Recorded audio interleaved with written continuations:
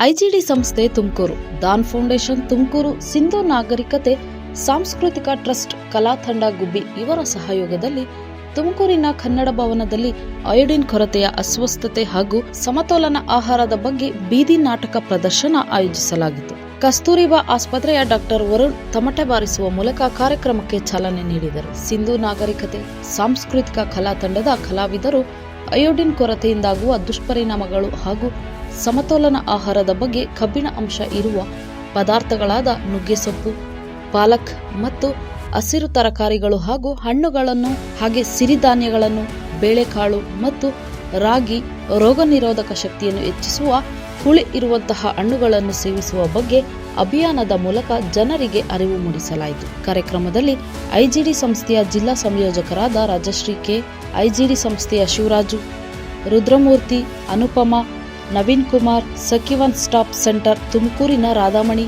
Than foundation ತುಮಕೂರಿನ ಸದಸ್ಯರುಗಳು ಹಾಗೂ ಹಲವಾರು ಹಳ್ಳಿಗಳಿಂದ ನೂರಾರು ಮಹಿಳೆಯರು ಭಾಗವಹಿಸಿದ್ದರು.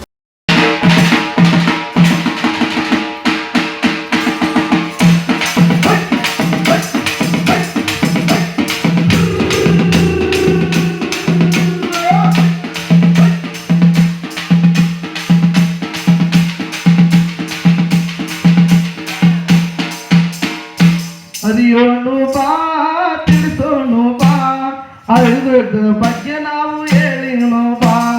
ಅರಿಯೋನು ಬಾ, ತಿಳಿಸೋನು ಬಾ, ಅಯೋಡಿನ್ ಬಗ್ಗೆ ನಾವು ಹೇಳೋನು ಬಾ.